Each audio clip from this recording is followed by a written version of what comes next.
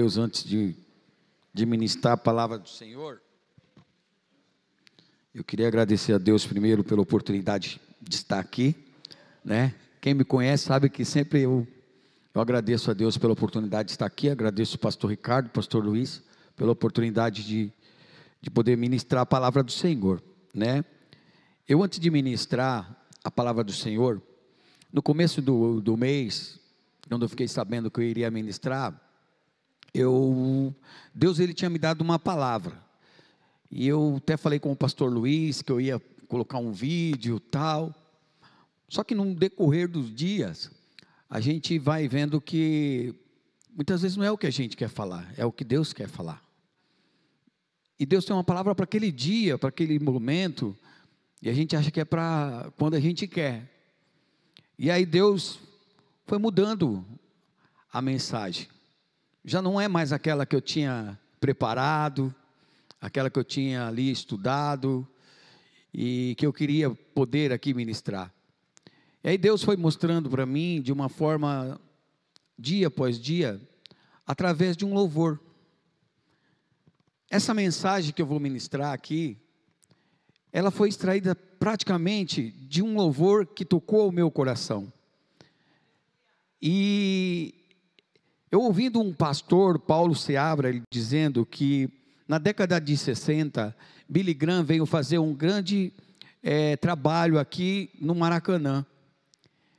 E antes dele ministrar, ele dizia exatamente essas palavras, que quando ele falasse, o povo iria ouvir a sua voz somente pelos seus ouvidos físicos, mas que no decorrer da ministração, eles iriam ouvir uma voz que não ecoaria somente nos seus ouvidos físicos, mas que falaria ao seu coração e à sua alma. E eu falei, Deus, que coisa maravilhosa. Por quê? Porque aí eu entendi que muitas vezes, quando a Cris louva, quando os Anderson louva, o Paulinho louva, aleluia, as irmãs que, me desculpe aqui eu não saber o nome, aleluia, louvam, a Débora louvam, aleluia, glória a Deus, a gente começamos a ouvir a voz delas, aleluia, no nosso ouvido físico, mas no decorrer do hino, do louvor, aleluia, entoado ao Senhor, porque não é para nós, é para o Senhor, aleluia, o Espírito vai falando ao nosso coração, aleluia, aleluia, a nossa alma, e quando a gente vai perceber, louvado seja Deus, a gente está chorando, porque Ele conhece a necessidade, porque Ele sabe como eu entro aqui, como eu estou e como eu vou sair, Ele sabe de você. Então nós temos que tirar a preocupação e lançar nas mãos de Deus. E esse hino que falou ao meu coração para mim poder ministrar essa palavra, eu não vou cantar porque eu não sou nenhum cantor, talvez eu estragaria até mesmo a canção, mas esse hino, antes de eu falar o versículo que eu vou ministrar, eu vou recitar ele aqui para vocês. E ele dizia assim: no começo era apenas um menino, trabalhando para o seu pai, ele era só um carpinteiro, que pregava sobre a salvação e sobre a paz. Ele andava pelo mar da Galileia, com seu jeito amoroso de falar. Mas aquele carpinteiro pregador, um dia começou a incomodar. As suas mãos curavam cegos, paralíticos e saravam os corações. Muitos pobres eram bem alimentados pelas multiplicações.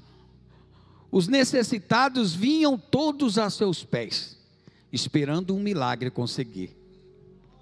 Aleluia. E com isso, os inimigos se levantaram e vieram lhe ferir. De repente, o carpinteiro aparece, carregando uma cruz pelo caminho. Já não era mais o carpinteiro, era apenas um cordeiro, tão sozinho. No Calvário ele foi subindo devagar, derramando sangue quente pelo chão, e com os pés e as mãos sangrando, ele estava anunciando a salvação. Jesus ele morreu como um cordeiro, ressuscitou como um leão, foi um simples carpinteiro, sendo o autor da criação. Ele agora é guerreiro no universo e tem fogo em suas mãos. O seu nome é soberano sobre céu, terra e mar. E ele tem autoridade, entra em qualquer lugar, e os seus inimigos param para ouvir o que ele quer falar. Eu não precisaria nem ministrar mais, porque esse hino ele falou ao meu coração, porque é muito bom falar sobre os milagres de Jesus, aleluia, pregar os milagres de Jesus. E eu fui fazer um estudo, e eu fui percebendo, e ali no estudo, dizia que se fôssemos contar o milagre de Jesus, escrevermos ele, aleluia, aqui, na palavra do Senhor, teria que ser acrescentado mais ou menos 8.300 e poucas páginas, só para falar dos milagres de Jesus. E falar de milagre é muito bom, dos milagres que ele fez é muito bom, mas o que Deus tocou no meu coração não era falar sobre milagres. O que Deus tocou no meu coração é falar, aleluia, de sofrimento. E falar de sofrimento não é agradável, mas eu vou falar aqui de um sofrimento, louvado seja Deus, que se fez necessário para que eu e você estivéssemos aqui. Que houve um sofrimento, aleluia, um plano perfeito de Deus, para que eu e você pudéssemos estar aqui para louvar e engrandecer o nome dEle. Um sofrimento, louvado seja Deus, que nenhum homem, aleluia, suportaria, mas Ele sim se entregou para vivenciar esse sofrimento, para que nós pudéssemos ter vida e vida em abundância. E essa mensagem eu quero aqui deixar para vocês, aleluia, glória a Deus, se encontra em Filipenses, glória a Deus, no seu capítulo 2, aleluia.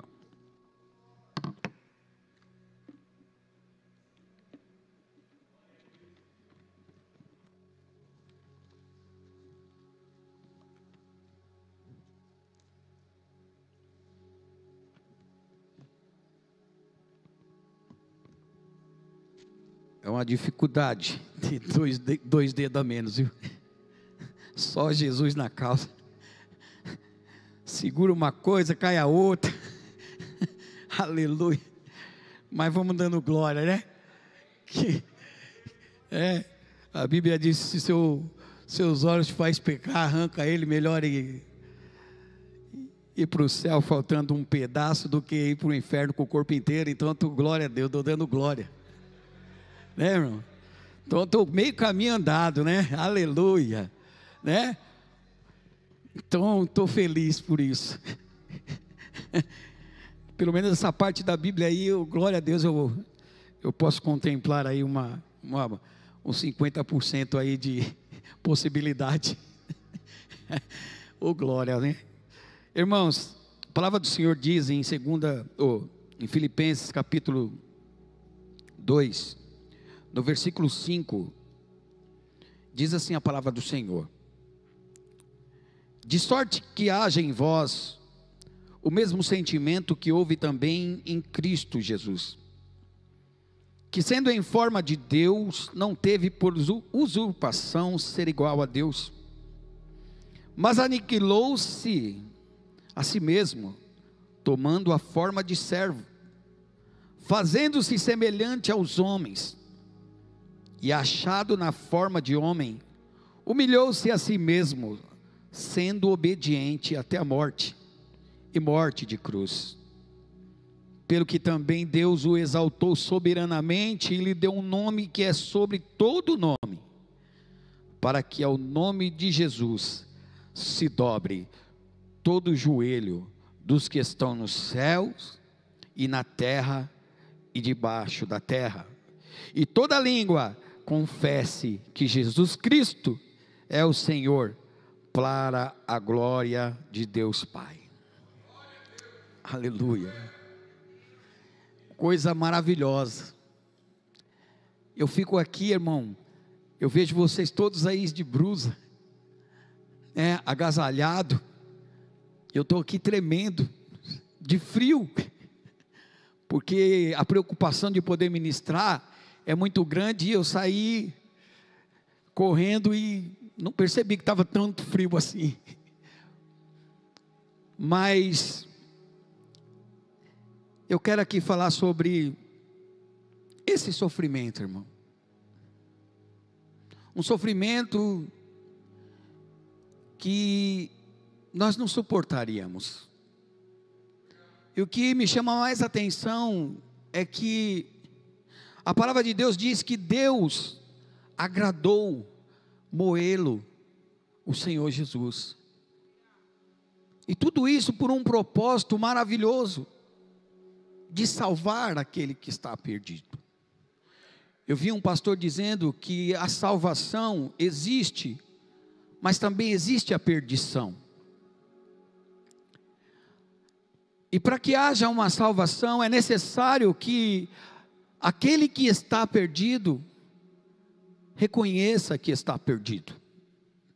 O que é uma grande dificuldade é que, quando nós erramos, reconhecer que estamos errados. E quando se está perdido, aleluia, glória a Deus, é necessário que haja uma direção.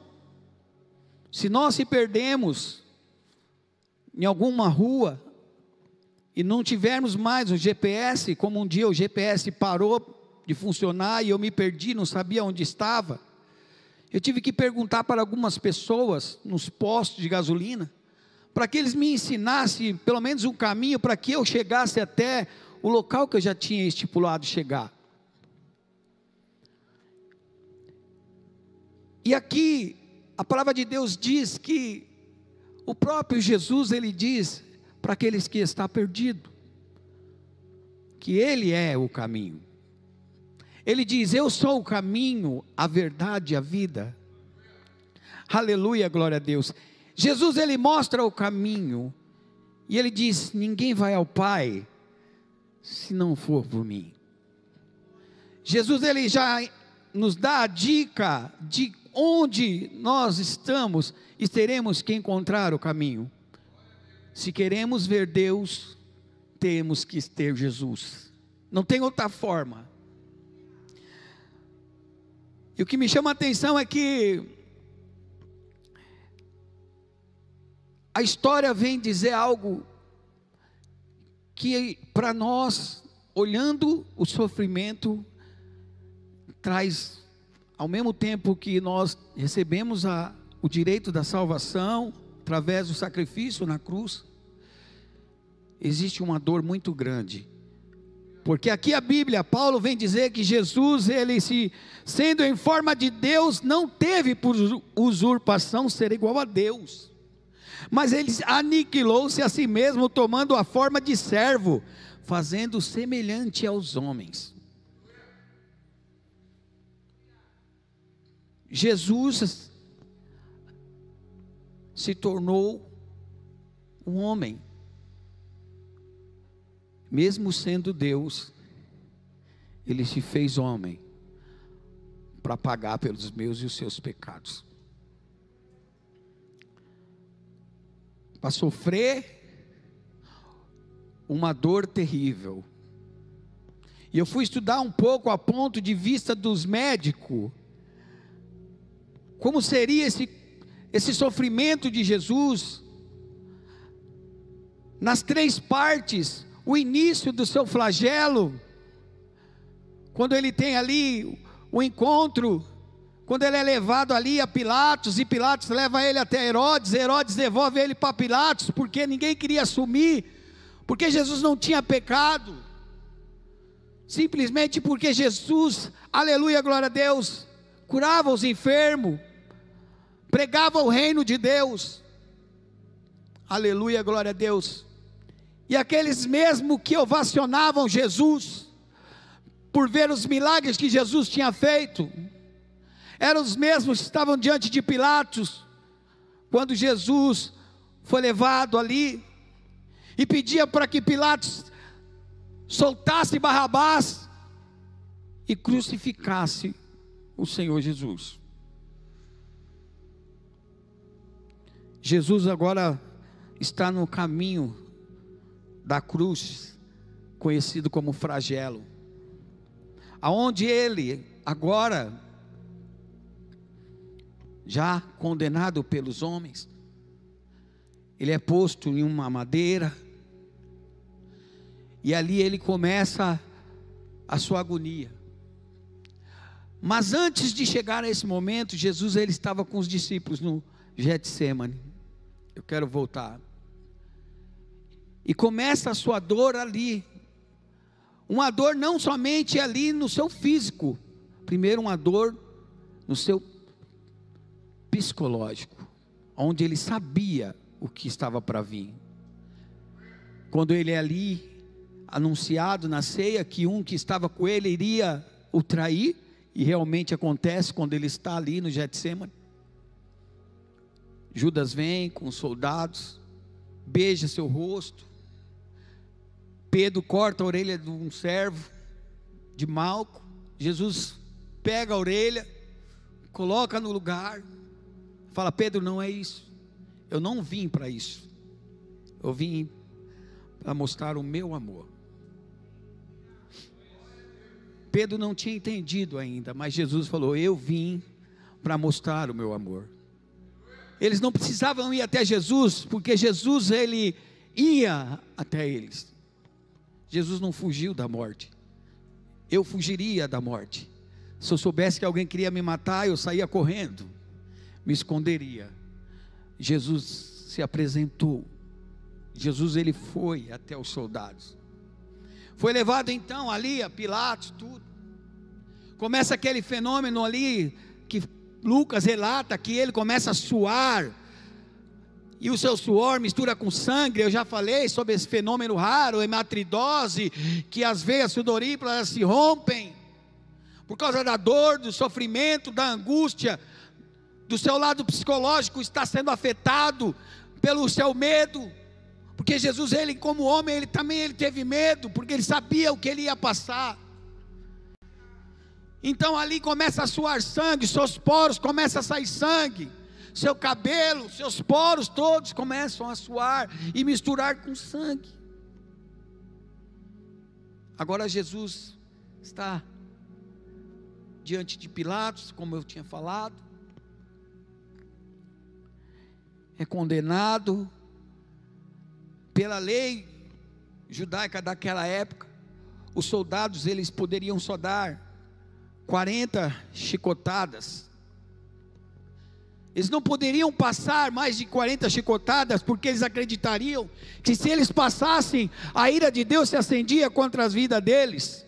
Então, alguns historiadores dizem que eles dão em Jesus 39 chicotadas. E nesse chicote era um couro retorcido, aonde as suas pontas tinha ossos de carneiro, pontiagudos, e algumas bolas de chumbo retorcida também, com algumas pontas. Alguns estudiosos dizem que nesse término desse couro havia 3 partes, aonde estavam, aleluia, glória a Deus, esse chumbo e esses pedaços de ossos. Então, se nós formos olhar, foram 39 chicotadas, vezes 3. Quantos foram as chicotadas que Jesus tomou? Cada chicotada que ele tomava abria rasgo profundo, a sua pele estava sendo dilacerada, os ossos, aleluia, glória a Deus, começam ali a aparecer. Os seus nervos, as suas veias, elas começam a ser cortadas. Aleluia, glória a Deus. E ele não reclama, ele somente sofre, ele aceita o sofrimento. Tudo isso para nos salvar, tudo isso para nos dar direito à salvação, para limpar os nossos pecados. Porque a Bíblia diz que os pecados que estavam sobre nós, caíram sobre ele. Ele não precisava, mas foi uma escolha. Deus escolheu, aleluia, o seu filho, Como diz a palavra do Senhor lá em João 3,16, porque Deus amou o mundo de tal maneira, aleluia, que Ele enviou o seu Filho unigênito, aleluia, para todo aquele que nele crê não pereça, mas tenha vida. Há um propósito de Deus, não foi à toa, não foi à toa, louvado seja Deus. Havia um plano divino de salvação para mim e para você. Nós não tínhamos essa oportunidade, mas Jesus decidiu através da vontade de Deus. Mas teve que passar pelo processo da dor. Dor que homem nenhum aguentaria. Eu fico pensando naquelas chibatadas, irmãos. E aí, para variar, eles vestem ali Jesus com uma roupa de linho. E eu queria aqui contar um pouco para vocês da minha história. Quando eu sofri um acidente, o médico disse assim para mim: a sua mão não pode cicatrizar, ela não pode nascer aquelas cascas. Se você deixar nascer a casca, nós vamos ter que tirar as cascas, porque sua pele vai ter que regenerar normal, não com aquela casca. E a minha esposa, meu cunhado, enfaixava a minha mão, só que por dentro a casca, ela não obedecia a faixa, ela começava a nascer. E quando eu tirava aquela faixa, saía vários pedaços de casca, e era uma dor terrível. Eu gritava, eu chorava de dor no banheiro, aleluia, glória a Deus, porque aquela faixa tirava as cascas que estavam crescendo por debaixo, que eu não via, e era uma dor terrível. Por vários dias eu tinha que fazer isso, porque eu queria que minha pele, como o médico disse, ela tinha que regenerar, ela tinha que, por si própria, mas não podia ter faixa. Agora você imagina Jesus com o corpo todo dilacerado, cheio de cortes profundos. Quando eles enrolam Jesus ali, eles enrolam Jesus, eles tiram a roupa de Jesus e colocam essa roupa para zombar. Dizem que talvez aquela roupa era de algum soldado que estava lá, que não suportou o flagelo, porque muitos morriam antes. Tinha uns que os seus órgãos internos saíam para fora, a barriga saía para fora, a pessoa não aguentava. Agora eles tiraram a roupa e puseram uma roupa de outra pessoa, e começaram a blasfemar sobre Jesus, começaram a humilhar Jesus, e levam ele com aquela roupa, dão para ele ali um pedaço de cana, um cedro, sei lá, como queiram falar, colocam uma coroa de espinho, com os espinhos pontiagudos, que alguns médicos dizem que aqueles espinhos, quando entrava na cabeça, era mais ou menos um dedo para dentro da cabeça. E ele diz, como um bom cardiologista conhece, sabe que qualquer ferimento na cabeça sangra demais. Quem aqui de nós, crianças, já caímos e batemos a cabeça, e a gente sabe que parece que não para de sair sangue, sai muito sangue. Então Jesus agora está indo em direção à crucificação. Eles agora dão uma cruz para ele carregar. Eu procurei saber, diz que é uma cruz horizontal, na verdade chama patíbulo, que pesava de 35 a 60 quilos, porque a parte vertical, que chama estipe, estava lá no Gólgota, aguardando a chegada de Jesus. O sofrimento diz que durou aproximadamente dali do pátio, aleluia, onde Pilatos estava e já tinha decretado, aquele sofrimento perdurou por mais ou menos 1 hora de sofrimento. uma hora de dilaceração, seu corpo todo rasgado, sangrando, uma hora de sofrimento, num caminho cheio de pedras, descalço, suor, sangue descendo, ele andando e pisando sobre isso, aleluia, com seus pés em cima do sangue que escorria do seu corpo. Talvez ele escorregava no seu próprio sangue.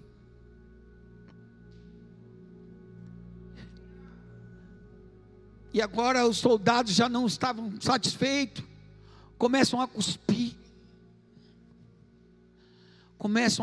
Jesus. Pegaram aquele cedro dele e começaram a bater na cabeça dele, em onde estava a coroa, e cada batida que dava, os cravos enfiavam mais, aleluia, dentro da sua cabeça, trazendo dor extrema. Que plano é esse? Se isso não muda a nossa vida, não muda a gente, não traz em nós algo que reflete, para nós refletirmos, eu não consigo entender. Eu não consigo entender, pastor, se nós não conseguimos mudar. Eu falo, Deus, eu sou um miserável, Senhor, me ajuda a melhorar. Tem um louvor que diz, me ajuda a melhorar. Sozinho eu não consigo. Eu não consigo. Eu reconheço as minhas fraquezas, irmão. Paulo, ele dizia, o bem que eu quero fazer eu não faço, mas o mal que eu não quero eu acabo cometendo. Paulo, ele sabia que dentro dele existia uma luta muito grande, porque aquilo que ele queria ele não fazia, mas o que ele não queria ele fazia. E parece que eu vejo nessa história, irmão. Eu quero fazer e não consigo, e o que eu não quero eu faço. Quando eu vou ver, eu estou fazendo. E aí depois eu tenho que ir para o meu quarto lá, Mateus 6,6, entra no seu quarto, no secreto, fala com o Pai, que o Pai vai te ouvir. E tem que ficar, Deus, perdoa, Senhor. Me perdoa. Eu não queria ter feito isso, eu não queria ter falado isso. Eu não queria isso, eu não queria aquilo. E eu poderia muito bem ter evitado muita coisa. Aleluia. Essa palavra tem que mexer com nós, trabalhar dentro de nós, porque foi um sofrimento enorme. Não foi um sofrimento qualquer, irmão. Havia 4 tipos de execução naquele período. Tinham mas 4 é relatado, e a Bíblia ela até mostra alguns. O primeiro era a morte por decapitação. Arrancavam a cabeça. A gente vê João Batista foi decapitado. O próprio Paulo, se não me falha a memória, foi também degolado. Tem a morte que era lançada pelos animais ferozes. Daniel caiu na cova, lançaram ele na cova. Ele não morreu, porque Deus estava com ele. Porque se fosse qualquer outro homem que não tivesse, aleluia, na presença de Deus, leão não ia dormir não, irmão. Leão não dorme não. Leão parece que tem fome, 100% de fome. Se você joga um negocinho, ele quer comer seu braço. Ele não se satisfaz com pouco. Por isso que ele é o rei da selva. Tinha morte, que era por queimadura, lançar na fornalha, queimava a pessoa viva. E tinha a pior morte, que era a morte de cruz. E eles escolheram a pior morte, a pior maneira de executar o Rei dos Reis e Senhor dos Senhores. Eles escolheram a morte de cruz, porque além de humilhar, trazer dor física, psicológica, aleluia, glória a Deus, eles humilharam o Senhor. Cuspiram no seu rosto. Por que eles cuspiram no rosto de Jesus? Segundo a tradição, o Império Romano, quando eles venciam uma batalha, e quando eles retornavam, eles se cumprimentavam com um beijo no rosto, em sinal de que eles foram vitoriosos. Por isso que eles cuspiram em Jesus, porque eles queriam demonstrar o desprezo que eles tinham com Jesus. Eles não beijaram Jesus, eles cuspiram, eles humilharam Jesus. Agora Jesus chega no Gólgota. A Bíblia vem dizer que quando Jesus está lá, já tinha dois salteadores, um à sua direita e um à sua esquerda. Começam ali então a segunda parte do grande sofrimento do mestre. Pregam as suas mãos ali no partíbulo. Agora ele junta o partíbulo com a estipe e se torna então uma cruz. Suas mãos são pregadas. Algumas pessoas dizem que foram os pregos de 8 polegadas na sua mão. Outras dizem que foi no pulso. Para mim não importa se foi no pulso, se foi na mão. Eu acredito que a dor era a mesma. Pregam os seus pés cruzados um em cima do outro, e eles envolvem Jesus em uma espécie de corda para começar a puxar a cruz. E quando a cruz começa a se levantar, Jesus dá um grande solavanco para dentro, para frente.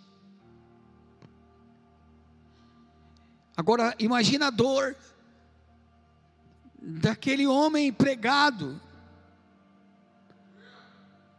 Ele não estava amarrado com cordas, ele estava pregado, pastor. Imagine a dor, que seja no pulso, que seja nas mãos, quando o seu corpo já fraco, porque no caminho do flagelo, teve um momento que ele não aguentou carregar ali a parte da cruz, e os soldados romanos tão ruins, não deram uma força, mas enviaram Simão Cirineu para ajudar, porque Jesus já não estava mais aguentando a dor, não estava mais suportando. Então Jesus estava com o seu corpo já desfalecido praticamente. Então quando a cruz vai para frente, falta rasgar a sua mão, os seus pulsos, que assim seja, os seus pés. E diz que embaixo dos pés eles colocavam uma espécie de toco. Eu não sei como que fala o nome daquilo. Era para que os pés ainda ficassem ainda apoiados um pouco. Jesus está passando por vários dores ali. Jesus, ele começa ali a perder fôlego. O ar dos seus pulmões começam a não ser mais, reagir normalmente. Jesus começa a ficar pálido. Eu não sei, irmão, isso é muito doído. Eu hoje fiquei olhando no espelho e eu chorava, porque pastor, eu olhava e eu falava, foi por mim, meu. Antes de vir para cá, eu estava me arrumando ali, para me pôr minha gravata de 1950, que agora eu estou na Igreja Unida, né, irmão? Aí, o que aconteceu? Eu fiquei olhando para mim assim, e lembrando de tudo isso, eu comecei a chorar, irmão.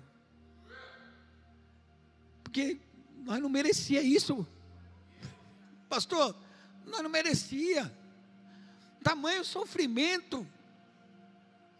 E aí Jesus, num quadro de agonia, sofrimento muito grande, ele começa a criar uma força talvez sobrenatural, porque naturalmente, não sei de onde ele iria conseguir aquela força, porque ele já tinha caído no caminho do Gólgota. Mas ele consegue ali respirar, e a gente sabe que quando ele levantava a cabeça, por isso que ele ficava com a cabeça sempre abaixada, porque estava sem força, mas quando ele levantava a cabeça, a sua coroa batia na parte de cima da cruz, e os cravos enfincavam mais, então ele não levantava para não bater mais a coroa, então ele ficava sempre com a cabeça meio aqui abaixada, e o peso do corpo, e ele então decide orar a Deus. Ele decide orar a Deus, e a Bíblia vem falar que Jesus fala 7 palavras na cruz. Eu não vou falar todas elas. Ele simplesmente agora toma uma força dentro dele, que ele olha para os lados, vê 2 homens, ele olha aqueles homens batendo nele, humilhando ele, cuspindo nele, e ele cria uma força que vem de Deus, e ele fala: Pai, perdoa, porque eles não sabem o que fazem.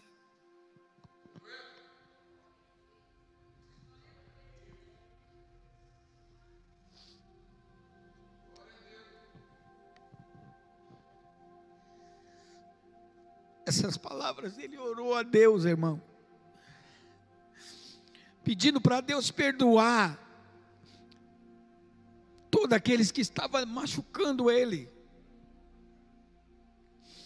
Ele fala: Pai, perdoa, porque eles não sabem o que fazem. Naquele momento que ele fala, aquele ladrão que estava lendo ali o que estava escrito em cima da cruz, Jesus, Rei dos Judeus, ele, ao ouvir essa oração de Deus, de Jesus, ele vê que existe uma oportunidade para ele, que ele viu Jesus falar: Pai, perdoa-os. E aí ele fala: Deus, Mestre, lembra de mim quando o Senhor entrar no paraíso. Jesus olha para ele e diz: hoje mesmo estará comigo no paraíso.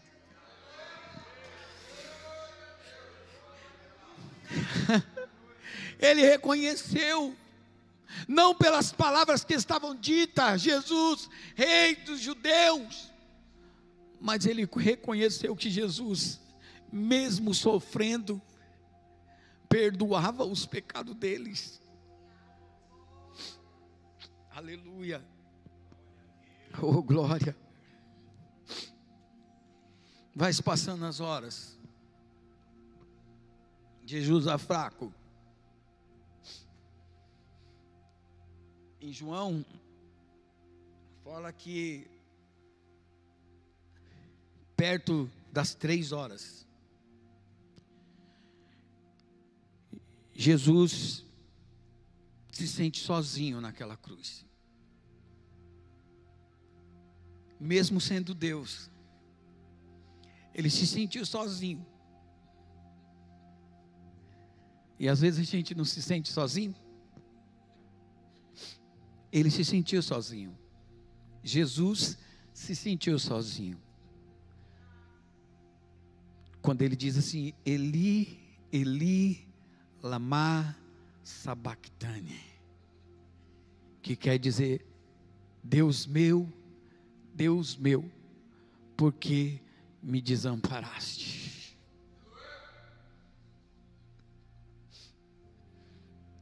Passado alguns tempos que ele disse isso, alguns soldados foram, molharam a espuma no vinagre, com um pedaço de não sei o que era, molhou os lábios de Jesus. E ao molhar os lábios de Jesus, Jesus exclama em alta voz: Pai, Pai, está consumado. E a Bíblia diz que aí Jesus expira. Jesus morre.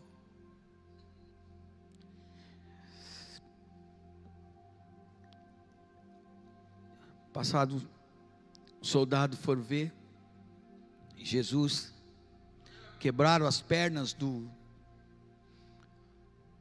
dos ladrões. Jesus não foi quebrado nenhum osso, porque a profecia, a palavra de Deus diz que nenhum osso dele seria quebrado. Jesus na cruz, eles vão e com uma lança fura o lado de Jesus. Sai água e sangue, e aí eles entendem que Jesus morreu. José de Arimateia pede para Pilatos, para que pudesse levar o seu corpo, essa é a terceira parte, para que pudesse levar o corpo de Jesus e colocar no sepulcro. Pilatos ordena, José de Arimateia pega alguns lá, Nicodemos e mais alguns, e aí envolvem o corpo de Jesus em um lenço, em lençóis, e leva lá para o túmulo. Coloca lá Jesus, envolto em lençóis, e um lenço dobrado, coloca na sua cabeça. Passa 3 dias, Maria Madalena vai descer para ver. Quando ela chegar no sepulcro, a pedra tinha sido removida. Aleluia, oh glória. A pedra tinha sido removida. Ela não entra, ela ouve a voz de Jesus. Ela volta correndo para avisar Pedro. Pedro, com mais um discípulo, vem correndo para ver. O discípulo, acho que era mais novo que Pedro, passou-lhe à frente. Chegou na frente do sepulcro, mas não entrou. Pedro chega e entra. Quando Pedro chega e entra, não tem mais nada lá. Jesus já não estava mais lá. A única coisa que Pedro vê é os lençóis, aleluia, todo amassado, glória a Deus, no chão. Mas Pedro percebe que os lenços que estavam na cabeça de Jesus está em cima, dobrado. E aqui eu quero terminar com uma ilustração. Segundo a tradição, diz que há algo interessante sobre esses lenços, esse lenço dobrado. Diz que desde criança eles aprendem isso. A tradição judaica, isso. Aí diz que o seu amo e o seu servo, quando o seu amo ele vai jantar, o servo serve ali uma mesa farta. Diz que o seu amo ele se alimenta e tem um lenço do lado arrumado, passadinho, bonitinho. E diz que quando aquele amo se alimenta, ele limpa a sua barba, a sua boca, ele termina a sua refeição, o servo de longe só fica observando. E quando o seu amo sai, e ele observa que o pano está bagunçado, é sinal de que você pode tirar a mesa. Pode tirar a mesa, porque eu já me alimentei. Eu não vou voltar mais. Mas quando o servo está lá, e ele percebe na mesa que o amo estava se alimentando, de repente o amo sai, e ele olha, e ele observa que, mesmo o seu amo tendo comido, se alimentado, ele observa que o lenço está arrumado, dobrado. E isso tem um significado muito grande nessa tradição, que diz assim: ele não pode ir lá na mesa e tirar os talheres nem os pratos, porque é um sinal de que o seu amo não está lá, mas ele vai voltar. Ele vai voltar. Por isso que Jesus, aleluia, os lençóis estavam amassados, mas o lenço estava arrumado. Sabe por quê? Jesus disse: aleluia, eu não estou aqui, mas eu vou voltar. Aleluia.